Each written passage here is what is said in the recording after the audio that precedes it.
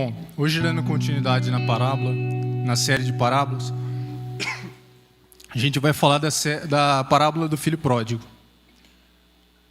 que está em Lucas 15. Bom, então a gente viu aí diversas parábolas. Eu quero retomar novamente aí, lembrando o que significa essa parábola, de onde que vem isso? Parábola, pegando pelos estudos, tal, pelos significados diretos que a gente pega na própria internet, vai dizer o seguinte: é uma ilustração feita para explicar uma verdade complexa. Então, a parábola vem do grego parábola, que vai significar colocar de lado, que a gente vai entender como uma comparação. Então, fazendo uma comparação, um dos nomes que é dado para Jesus é luz do mundo. Então Jesus veio como luz do mundo e usou ilustrações, ou seja, ele deu a luz a assuntos complexos do reino. Só para vocês entenderem isso, eu peguei exemplo do Data Show. Como que a gente vê a letra, como que vê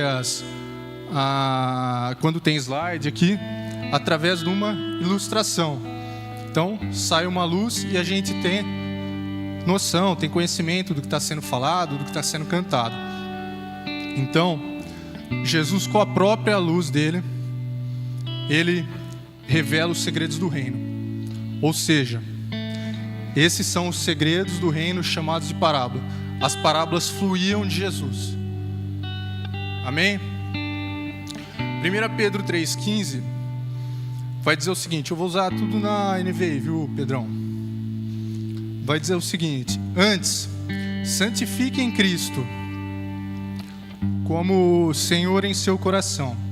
Estejam sempre preparados para responder a qualquer pessoa que pedir a razão da esperança que há em vocês. Então, vamos destacar a razão da esperança que há em vocês. Então, Jesus, através das parábolas, ele vai explicar, ele vai dar razões para a gente ter esperança. Ou seja, são as razões dos que vivem pelo reino. Por que a gente vive pelo reino? Pelos segredos ocultos do reino, pela fé, pela esperança.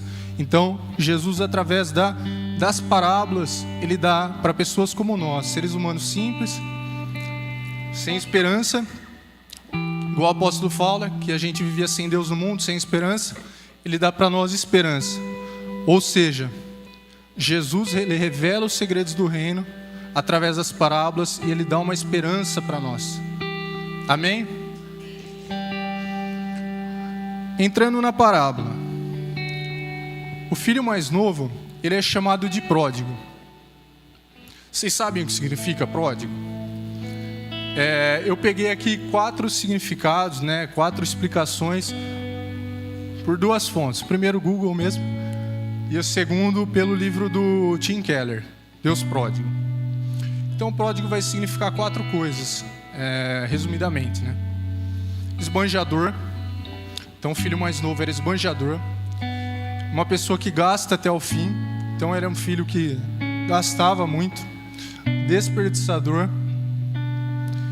E o 4 significado é botar fora.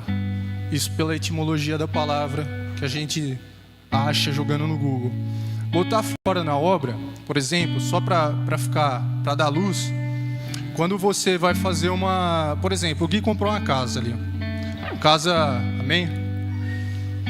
Só que é uma casa ali meio velha e ele está com 1 milhão na conta, amém?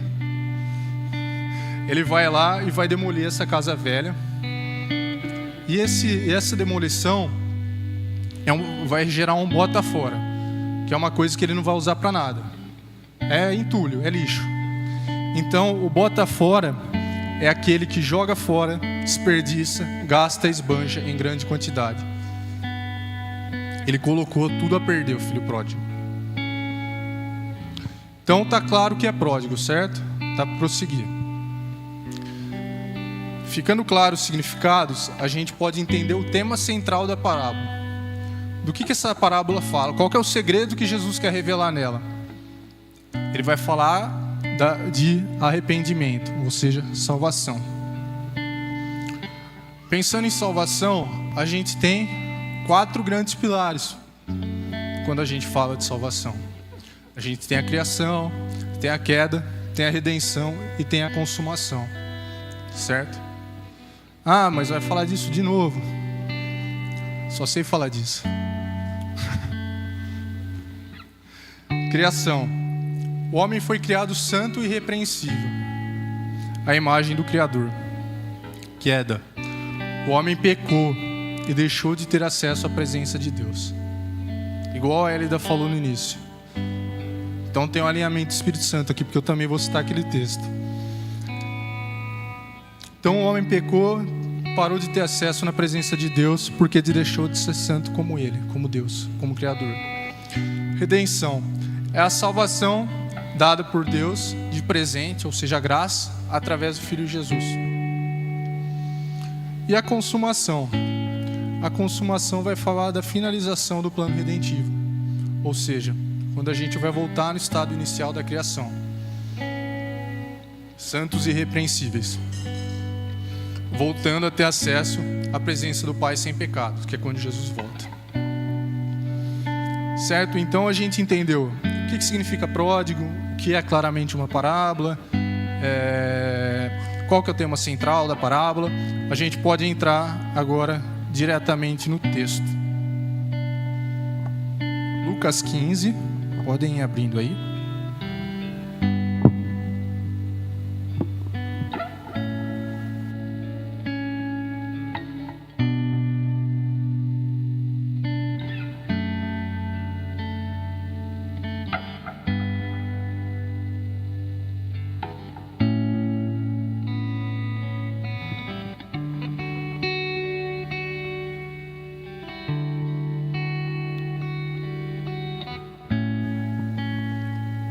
Lucas 15.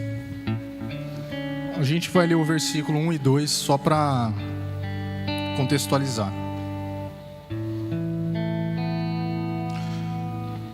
Todo mundo achou aí? Amém ou não? Todos os publicanos, versículo 1 e 2. Todos os publicanos e pecadores estavam se reunindo para ouvi-lo. Ouvir quem, né? Jesus. Mas os fariseus e os mestres da lei o criticavam. Esse homem recebe pecadores e come com ele.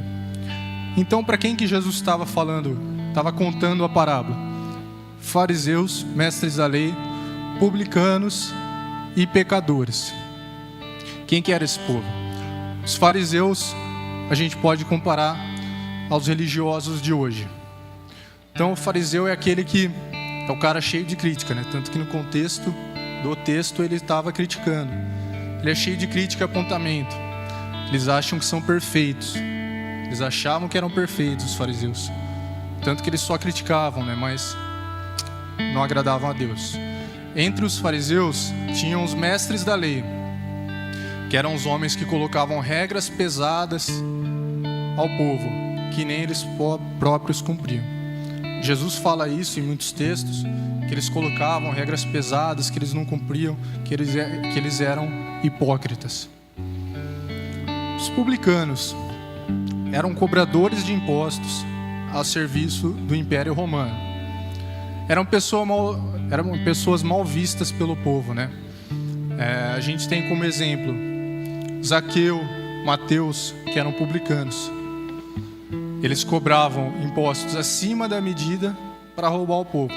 Tanto que Zaqueu, quando ele se converte, né, quando ele reconhece Jesus como Salvador da vida dele, ele fala o seguinte: eu vou devolver tudo que eu roubei, não lembro quantas vezes mais. E os pecadores? Os pecadores são, pela palavra, pessoas que erram o alvo, certo? Pessoas que foram pelo caminho errado e precisam de uma metanoia, ou seja, retorno ao caminho, que a gente pode entender como pessoas que carecem de salvação, que somos todos nós. Amém? Então, os fariseus e mestres da lei se achavam melhores que os publicanos e pecadores. A gente pode ver isso pelo contexto. E é por isso que Jesus vai contar a parábola do filho pródigo. Então, a partir daí, Jesus começa nos versículos 11 em diante. Está por aqui? Lucas 11, até o final do capítulo.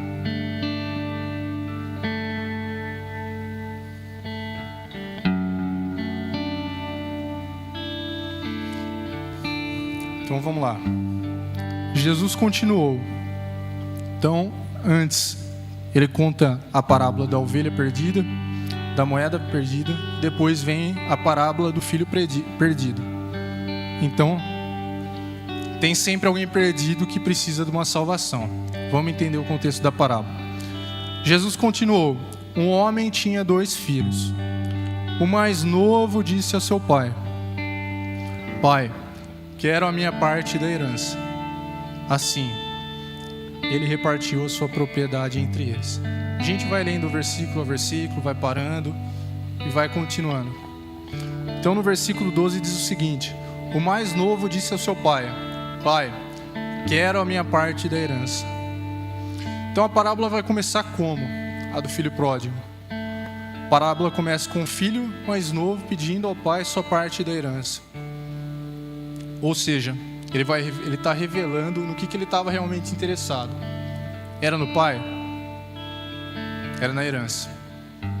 Então o filho mais novo estava mais interessado no pai, na herança, do que no pai. E aí, para fazer uma comparação, a gente vai para Gênesis. Então, para ilustrar, para dar luz, a gente vai para Gênesis.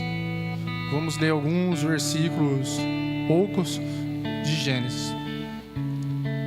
Então, Gênesis 3:8.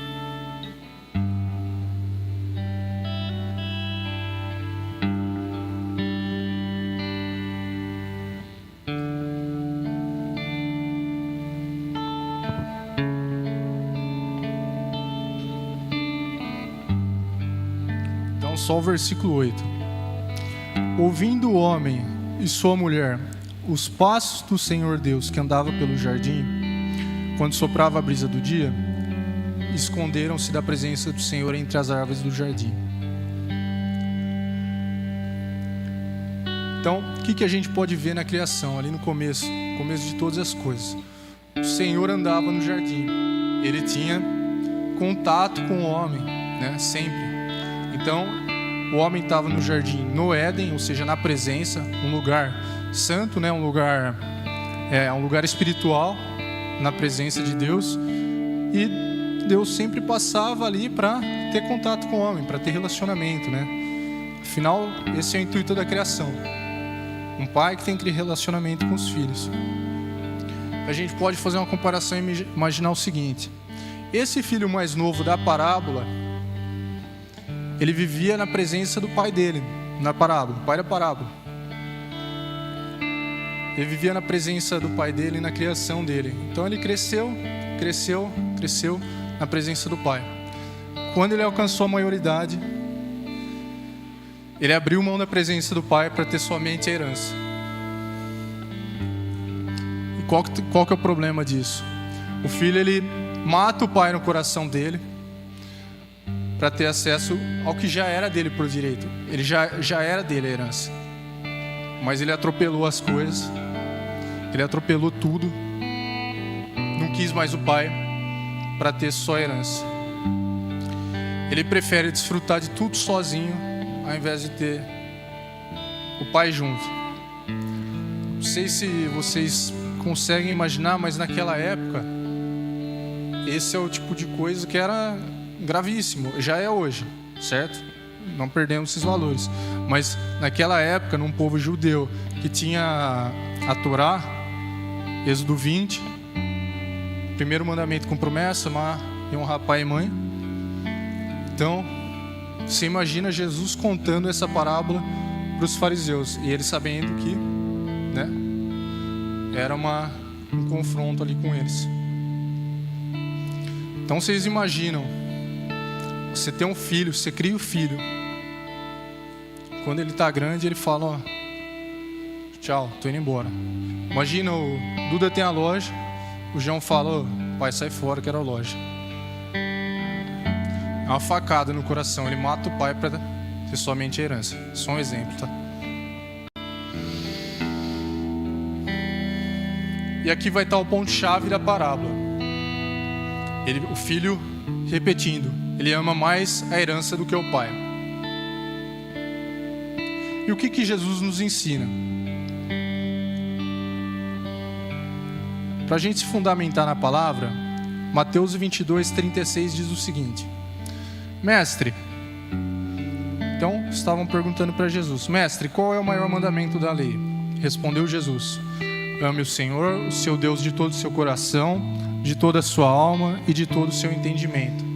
Esse é o primeiro e maior mandamento. Então, esse filho estava fazendo exatamente o contrário. Ele não estava amando mais o pai, o Senhor, com toda a sua alma, com todo o seu coração e com todo o seu entendimento. Ou seja, ele não estava amando mais o pai com todas as suas emoções, com toda a sua inteligência. Aí eu pergunto, por que a gente tem que amar mais a Deus? Por quê? Pensa um pouco aí.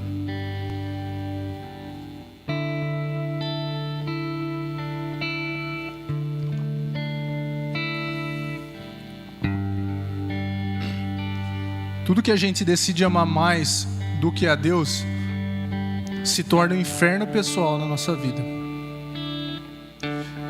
Vocês vão perceber isso pela vida do menino, do filho mais novo, na continuidade da parábola. Então tudo que era para ser bênção, amando primeiro a Deus, vai se tornar maldição se eu amar mais essa coisa do que a Deus. Então, por exemplo, um de vocês aí, a gente usou o exemplo do Gui. Então, Deus abençoou ele tem essa casa. Mas a casa dele é tão boa que só fica na casa dele. Larga a igreja, larga tudo. Então, isso vai desalinhar ele do propósito. Se ele amar mais a casa dele do que a Deus. Certo? Então, colocar algo na frente de Deus é idolatrar isso que a gente está colocando. Nosso Pai precisa ser sempre o Senhor das nossas vidas. Está em primeiro lugar.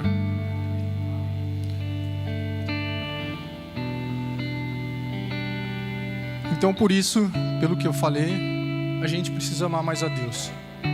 As demais coisas, Mateus 6 diz que já são nossas. E o Pai já vai acrescentar. Então, por que deixar de amar o Pai por uma coisa que já é nossa, que Ele já vai acrescentar e a gente coloca na frente do Pai? Não tem porquê. Então, o filho mais novo, ele ama tanto a herança mais do que o pai, que ele cai. Então, amar mais a herança do que o pai foi a queda do filho mais novo. E essa queda é o que a gente vai poder chamar de inferno pessoal. Vai se tornar um inferno na vida dele. Nossa, mas você está usando esse termo? Esse termo é usado hoje, David Ricker usa esse termo, é uma comparação somente. Então, é uma coisa que vai ficar muito negativa na nossa vida, porque a gente está idolatrando. Amém, gente? Claro, até aqui? Então, vamos voltar para a comparação de Gênesis. Então, Gênesis 3:6 vai dizer o seguinte: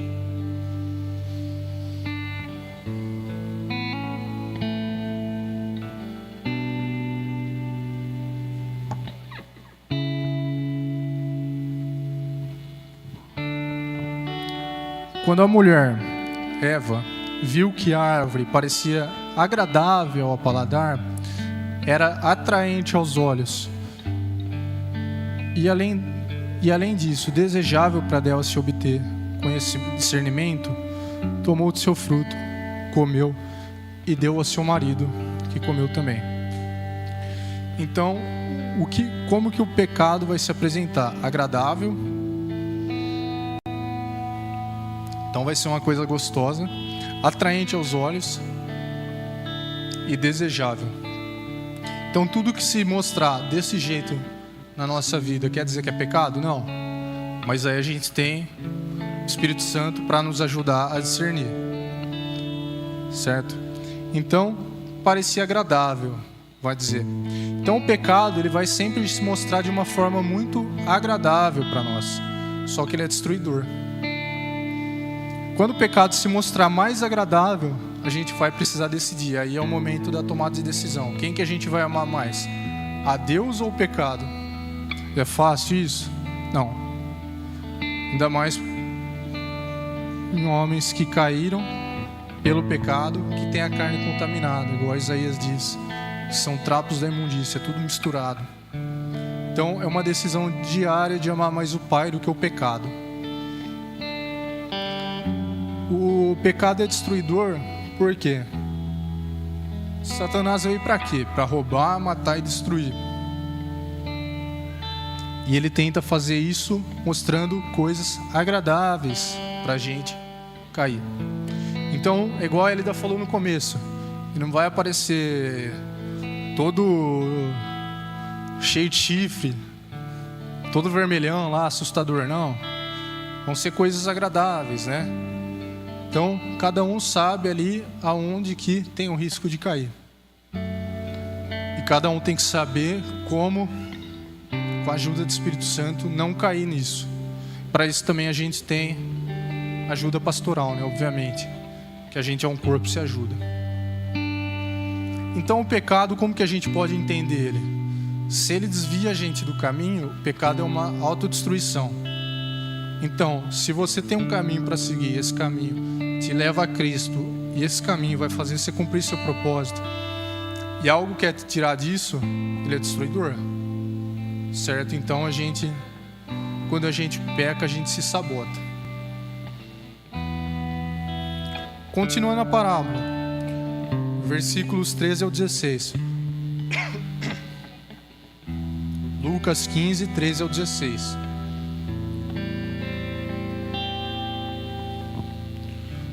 Não muito tempo depois, o filho mais novo reuniu tudo o que tinha e foi para uma região distante.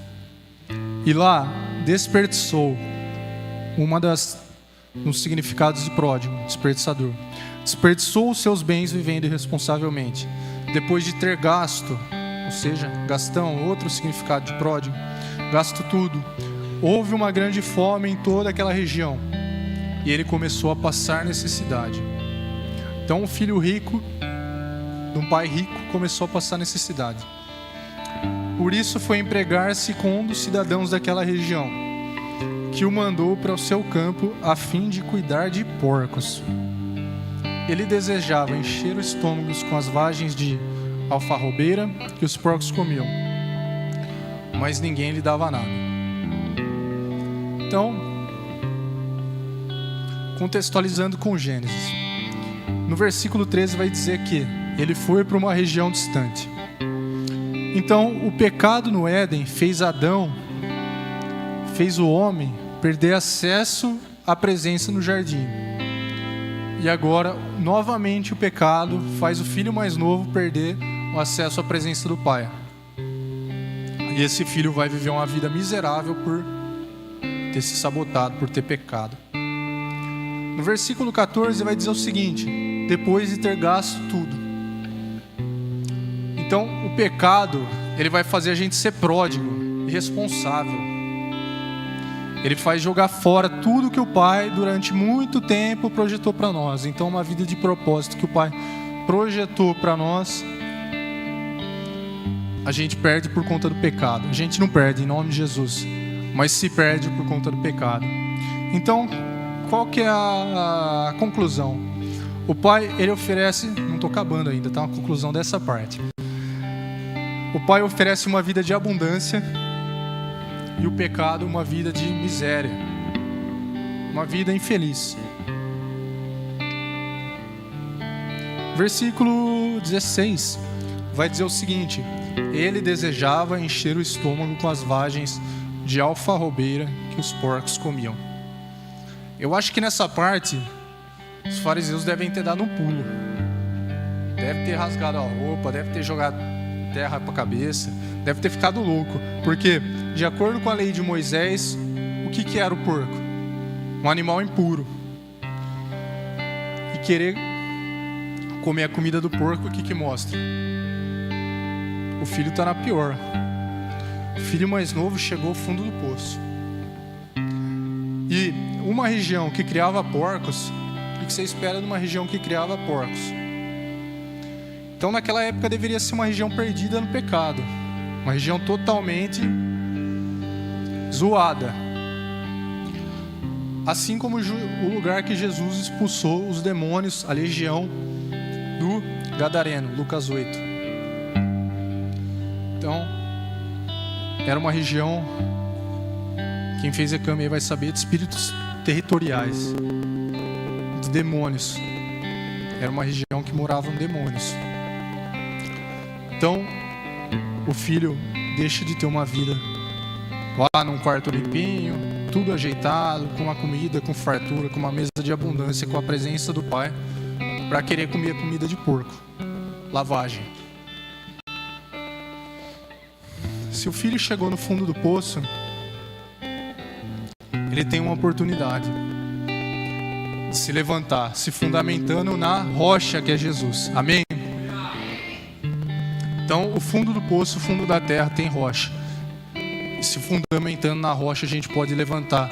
Quantas vezes a gente caiu? Então, me fez lembrar de um versículo agora, o apóstolo João vai dizer o seguinte, que ele fala para todos os conselhos que ele estava dando à igreja, era para não pecar. Mas se pecasse, tinha um Salvador, que é Jesus. Então, se Satanás dia e noite está na presença acusando, Jesus está dia e noite. Assim, imagina que isso aqui é uma vasilha, alguma coisa, está assim, oferecendo o sangue dele para o Pai. E esse sangue é o que nos lava de todo pecado.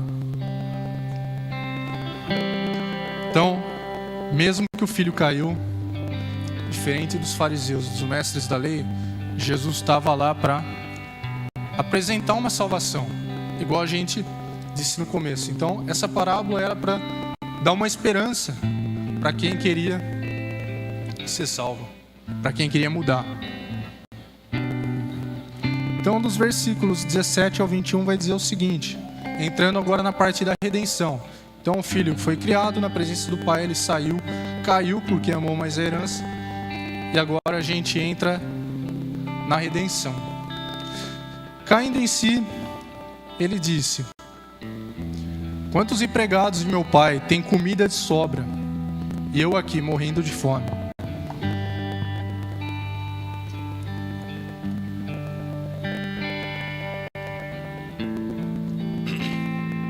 O filho começa a lembrar de casa. O filho começa a lembrar que os empregados comiam melhor que ele, porque ele se sujeitou àquilo. Eu me porei a caminho e voltarei para meu pai. Ele direi: Pai, pequei contra o céu e contra ti. Não sou mais digno de ser chamado teu filho. Trata-me como um de seus empregados. Então, o filho, o que a gente pode ver? Ele faz ali toda uma fala, né, de autocomiseração, de sofrência. Trata como um dos meus empregados. Ele até cuidaria de animais lá, só que pro pai dele. Mas, mesmo que a gente caia, quantas vezes for, Jesus não vai judiar da gente por conta disso. O pai é Salvador. Então, a seguir, levantou-se e foi para seu pai. Estando ainda longe, seu pai o viu e, cheio de compaixão, correu para seu filho e o abraçou e beijou. O filho lhe disse, então ele começa o textinho dele: pequei contra o céu e contra ti, não sou mais digno de ser chamado teu filho. Então no versículo 17 a gente vai ver o seguinte, ele fala: quantos empregados do meu pai têm comida de sobra, e eu aqui morrendo de fome. Então o filho volta, mas o foco dele ainda não era voltar porque ele estava com saudade do pai. Ele ainda volta interessado no que o pai tem, na herança de novo. Então, o pai tinha uma mesa farta. O filho volta porque ele sabe que o pai tem coisa para dar. E assim somos nós. Aí eu pergunto, para nossa reflexão pessoal, será que realmente a gente está com os olhos fixados em Jesus? Ou a gente está querendo só o que Jesus tem? Isso serve para cada um de nós. É um emprego novo, é um carro novo, é um videogame novo, João. O que será que a gente está pedindo para Jesus? Que a gente está dando mais atenção para essa coisa do que para Jesus. Então, o que a gente conclui com isso? Que mesmo no nosso arrependimento tem pecado. Mesmo arrependidos, a gente não volta para o Pai porque a gente ama o Pai, mas sim porque Ele tem comida e pão. Então, o que a gente visa mais? Que a gente tem que mudar, renovar a mente a cada dia. A gente visa mais as necessidades do que o Pai.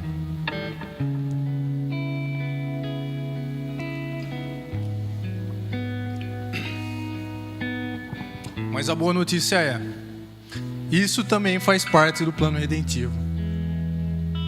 Amém? 1 Coríntios 10, 13. Coloca aí, Pedrão, por favor.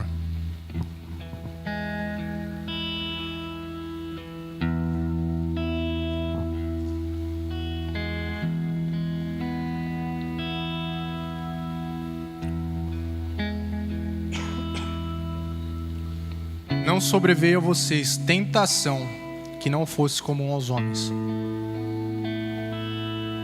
Aquela tentação não era só para o filho mais novo. Outros filhos deviam ter tido essa tentação, que vai mostrar se a gente vai cair ou não. E Deus é fiel. Ele não permitirá que vocês sejam tentados além do que possam suportar. Então, se uma tentação está vindo, é porque a gente pode suportar. Mas, quando forem tentados, Ele mesmo providenciará um escape, para que possam suportar. Então, vai dizer o seguinte, duas coisas. Deus é fiel. Então, a fidelidade faz parte do caráter de Deus. Isso é imutável. Mesmo na nossa infidelidade, Deus é fiel. Ele providencia um escape. Então, você está para cair, Deus vem igual Ele vai fazer com Israel. Ele já está providenciando o escape.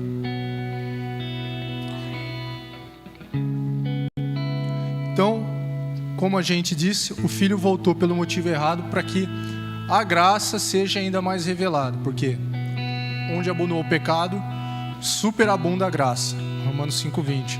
A gente não volta ao Pai porque a gente é bom. A gente não vem aqui todos os dias dar continuidade ao nosso processo de conversão porque a gente é bonzinho.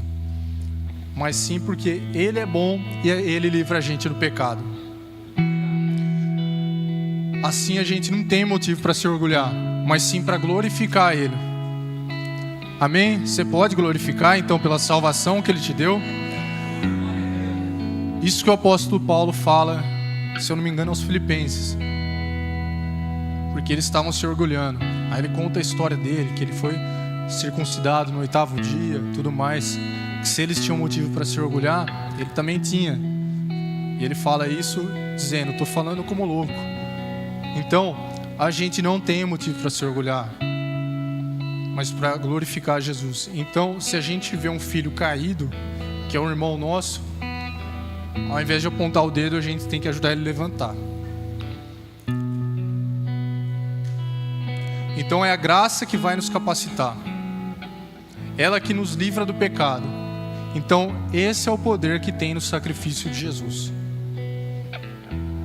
E aí, continuando, a gente vai para a parte mais importante, que é a consumação. Então, o filho foi criado, ele saiu da presença do Pai, depois de ficar grande. Ele achou que ele já era melhor, não precisava do Pai. Fazendo isso, ele caiu. Caiu por conta do pecado, foi embora, foi viver numa região distante.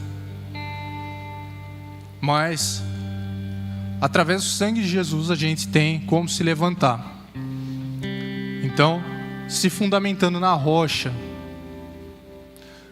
a gente pode se levantar. E a gente entra para a parte mais importante, depois de viver uma vida de santidade, que é a consumação.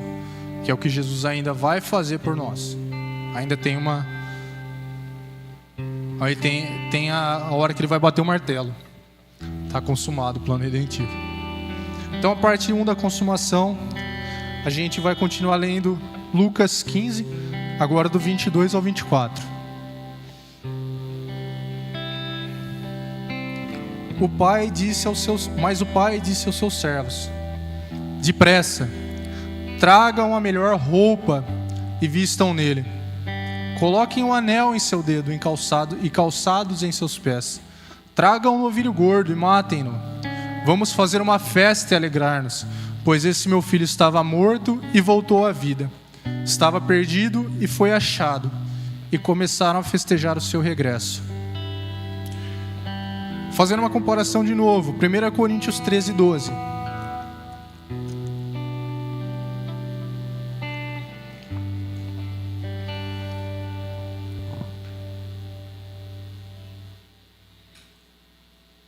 Primeira Coríntios 13, 12 vai dizer o seguinte: agora, pois, vemos apenas um reflexo obscuro, como em espelho, mas então veremos face a face.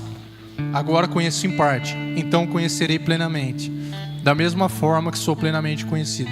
Então, vamos guardar algumas coisas. Se o pai está trazendo a melhor roupa para o filho, anel e calçados, é porque provavelmente ele estava com uma roupa rasgada, sem aliança com o pai e sem calçados nos pés, ou seja, ele estava descalço. Com essa roupa, o filho se torna só um reflexo. Ele não é mais a imagem e semelhança. Mas aí entra a melhor parte. Quando o filho volta, o pai veste a melhor roupa, ele põe um anel no dedo e ele veste a melhor roupa, põe um anel no dedo, representando a aliança com o filho, e calçados representando o propósito designado ao filho. E além de tudo, ele faz festa. Então, ele coloca a melhor roupa. Não era qualquer roupa, é a melhor roupa. Ele coloca calçados para o filho andar a partir dali direcionado. Não era o chinelo velho, eram bons calçados. E ele faz uma aliança, ou seja, uma aliança a partir dali era um novo começo. Amém? Então Jesus fez uma nova aliança com a gente. Antes, essa aliança, no contexto de 1 Coríntios 13, 12, era um reflexo obscuro, porque essa aliança era uma antiga aliança vista através de ordenanças, mandamentos. Então a lei revela o que é pecado, o que a gente não deve fazer. E a partir daí, na nova aliança, que é a graça, através do sangue de Jesus, a gente entende, além do que não deve fazer, o que acontece se a gente fizer, porque tem salvação. Então, a lei só mostra o pecado. A graça, ela dá solução. E essa solução está no sangue de Jesus. Então, por conta do pecado, a gente acabou se tornando um reflexo obscuro. Ou seja, perdemos a imagem e semelhança do Pai, do Criador. Então, será que a gente está sendo um reflexo obscuro nas nossas vidas? Ou imagem e semelhança? Porque na nova aliança a gente já tem como voltar a ser imagem e semelhança. Amém? Só que, mesmo que a gente tenha se tornado um reflexo obscuro e perdido a imagem e semelhança, o Pai que é tão bom não se esqueceu de nós. O que aconteceu no princípio? Satanás mentiu para Eva. Ele manipulou ela com astúcia, com palavras bonitas, certo? Mostrou alguma coisa atraente. Então ele disse para Eva que ela teria conhecimento. E aí o que ele fez? Colocou no homem o pecado. Pegou o homem que estava caminhando para cá, sentido a salvação, sentido Jesus, caminhando na presença. E ele desconverteu o homem. Se a salvação é uma conversão, o pecado a gente pode entender, abrindo um parênteses aí, como uma desconversão. A gente vai para o lado errado. É dirigir na contramão. Então, Satanás colocou no homem pecado e deu um falso conhecimento do Pai. Mas daí, quando a gente volta para o Pai, mesmo que a gente faz um textinho, quer falar uma frase bonita para trabalhar como empregado, Ele nos revela verdadeiramente quem Ele é, porque Ele muda tudo isso. Então, essa para mim é a principal parte, que o Espírito Santo falou muito comigo. A roupa, o anel e o calçado, de quem que eram? Eram do Pai. Ele veste o Filho para que ele deixe de ser um reflexo obscuro e volte a ser a imagem e semelhança do Pai. Então o Pai não pegou uma roupa velha. Não pegou uma roupa velha. Vocês conseguem imaginar isso?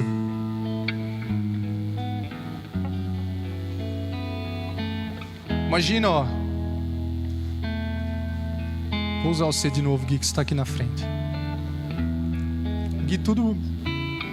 Filho mais novo voltando aqui, todo perdido. Aí vem o pai. Tira a roupa, coloca no filho. É um novo começo. Amém? Novos calçados, nova aliança e um novo propósito. Amém?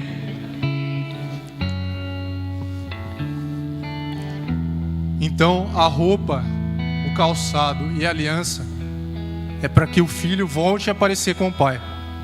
Então, quando aquele filho era visto na rua, a partir dali, eles sabiam, ele é filho daquele pai.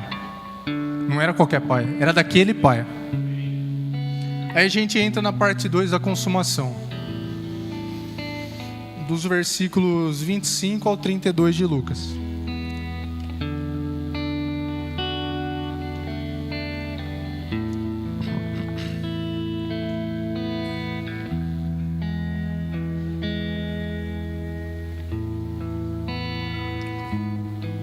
Então, continuando. Enquanto isso, o filho mais velho estava no campo. Quando se aproximou da casa, ouviu a música e a dança. Então chamou um de seus servos e perguntou-lhe o que estava acontecendo. Esse lhe respondeu: seu irmão voltou, seu pai matou o novilho gordo, porque recebeu de volta são e salvo. Cara, sabe o que me fez pensar isso aqui? O filho mais velho, então, ele deu atenção ao que o empregado falou. Ele poderia falar: cara, seu irmão estava perdido, estava todo largado, ele voltou. Mas o que ele fala?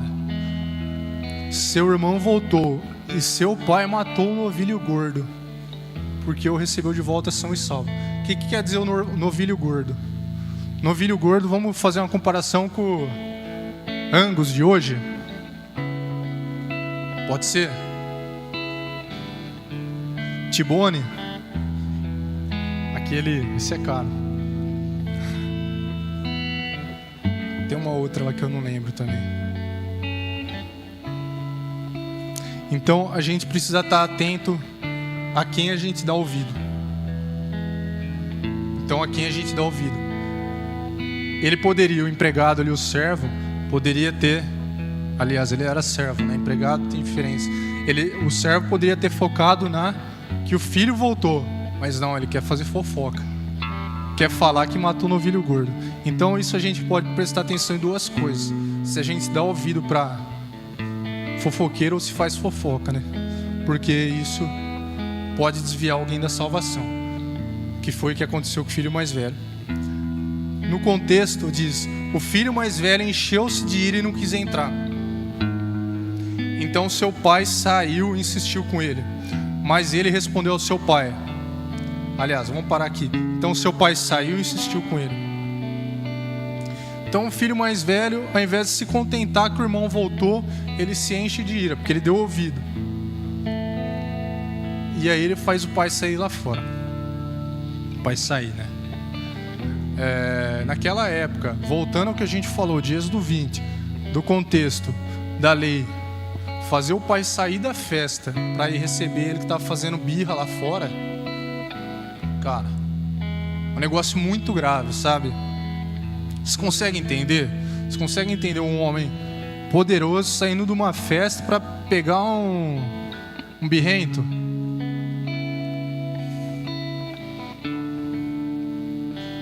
Então, os fariseus devem ter olhado nessa hora, chocado. Então, seu pai saiu e insistiu com ele, mas ele respondeu ao seu pai: olha, essa hora ele já devia estar gritando: olha, todos esses anos tenho trabalhado como um escravo a teu serviço e nunca desobedeci às tuas ordens. Então, a gente pode ver dois contextos diferentes dos irmãos. Um filho se desvia porque quer conhecer o mundo, isso é pecado. E o segundo filho, ele faz as coisas para o pai porque ele está visando as coisas do pai. Então, não adianta nada também. Se eu estou tocando teclado aqui, visando o que Deus tem para me dar, é uma adoração profana, não é aroma agradável. Mas tu nunca me deste um cabrito para eu festejar com os meus amigos. Mas quando volta para casa, esse teu filho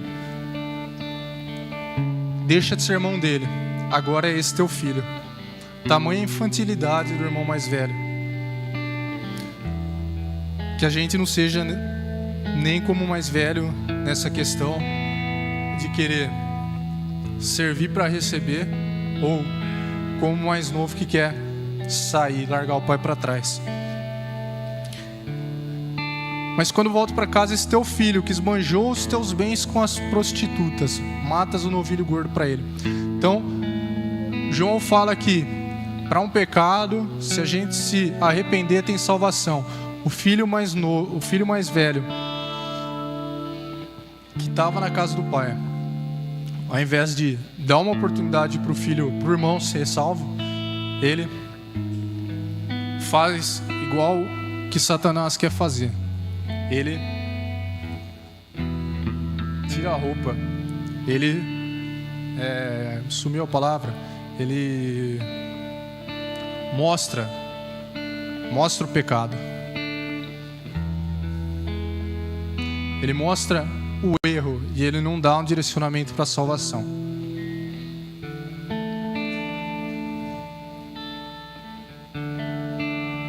Disse o pai: meu filho, você está sempre comigo e tudo o que tenho é seu. Mas nós tínhamos que celebrar a volta desse seu irmão. Então ele lembra que o irmão era irmão e não era esse teu filho. E alegrar-nos, porque ele estava morto e voltou à vida, estava perdido e foi achado. Então quem que era o filho mais velho na história? O filho mais velho é o fariseu, é o mestre da lei. Então, que é citado no início da parábola, ele se acha mais importante, se acha melhor, que é o que os fariseus se achavam, que o irmão, que é o simples pecador.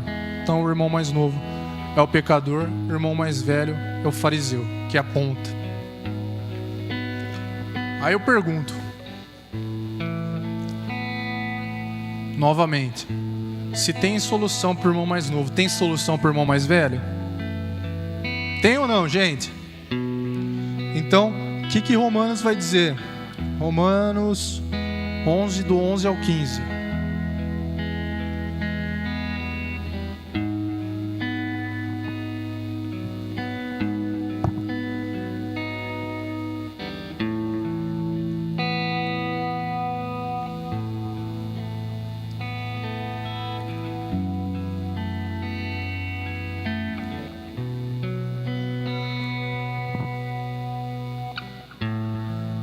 Romanos 9, 10 e 11.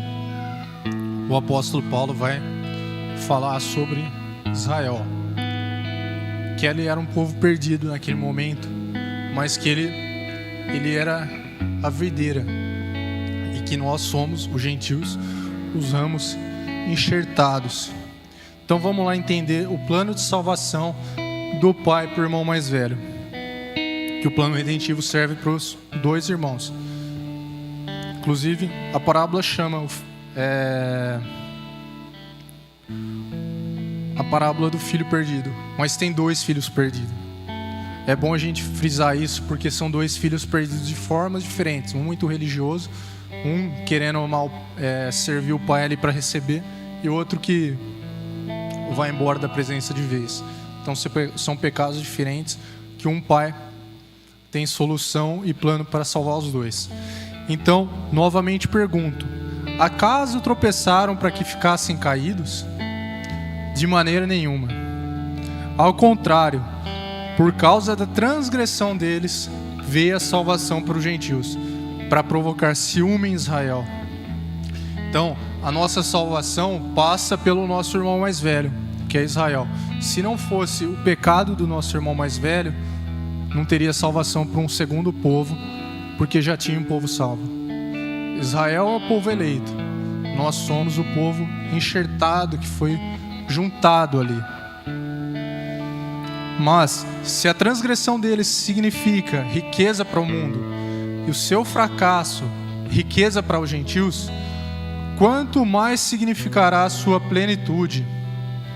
Estou falando a vocês, gentios, visto que sou apóstolo para os gentios.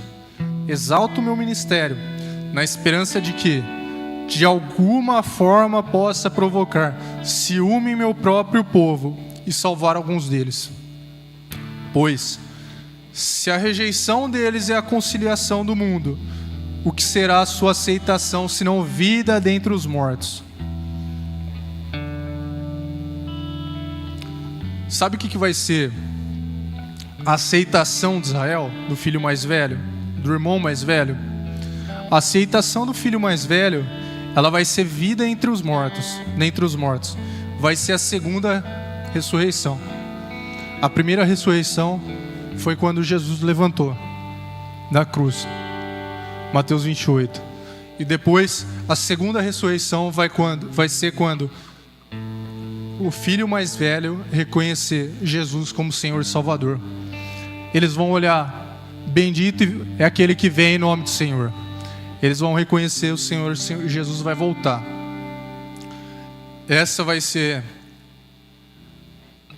o resultado da aceitação do filho mais velho. Então o filho mais velho, ele se desviou por um tempo delimitado, para que o filho mais novo voltasse. Então teve um tempo. Então o filho mais velho vai voltar também, e vai acontecer o que o pai planejou desde o princípio para nós. A gente vai viver em família, pai, filhos e plenitude. Amém? Está contente por isso? Então, diferente do que alguns acham, o filho mais velho, ele não tem que ser morto por conta do pecado dele. Ao contrário, a gente que deveria ser morto pelo nosso pecado, porque a gente não é eleito no início, a gente foi eleito através da graça, da segunda aliança que foi feita em Jesus, que ele uniu dois povos. Então, contextualizando isso, Efésios 2, do 14 ao 16. Coloca esse na NVT, por favor. Não tem? Bom, então, quem puder abrir no celular aí. Vai dizer o seguinte: porque Cristo é a nossa paz. Ele uniu judeus e gentios em um só povo. Então vai ser a partir daí que a gente se une com o nosso irmão mais velho. Ele uniu judeus e gentios num só povo, ao derrubar o muro de inimizade que nos separava. Ele acabou com o sistema da lei, com seus mandamentos e ordenanças que a gente disse antes, promovendo paz, ao criar para si desses dois grupos uma nova humanidade. Então, vai ser igual na criação, uma humanidade santa e irrepreensível através da união de dois povos. Assim, ele os reconciliou com Deus em um só corpo, por meio da sua morte na cruz, eliminando a inimizade que havia entre eles. Então, em Cristo, a partir de Cristo, a gente se torna um só povo com Israel e uma família.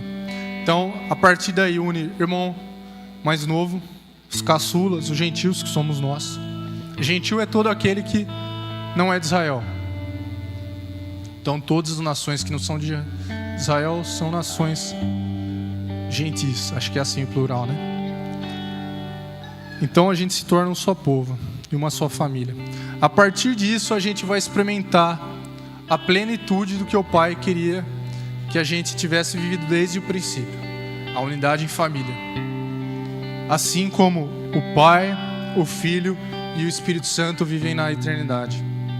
Assim a gente vai voltar a ser reflexo do Pai. Aliás, a gente vai voltar a ser imagem e semelhança do Pai e não mais um reflexo obscuro. A gente vai voltar para a mesa, irmão mais novo, irmão mais velho e o Pai. E a partir daí vai ser a nossa ceia na eternidade. Jesus fala que a gente vai sentar na mesa, se assentar na mesa com Abraão, Isaac e Jacó, Israel.